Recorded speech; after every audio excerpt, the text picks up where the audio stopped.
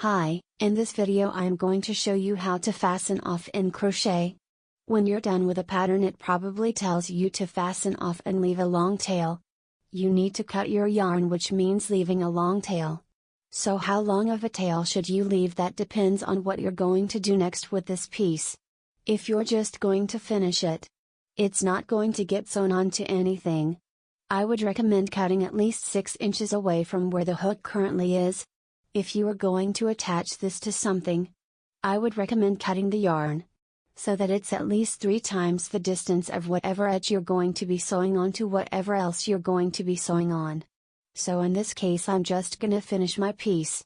I'm gonna cut it around 6 inches away from the hook. Now I need to fasten off. Yarn over and then pull that yarn through the loop on the hook. Pull it all the way through. A knot is formed.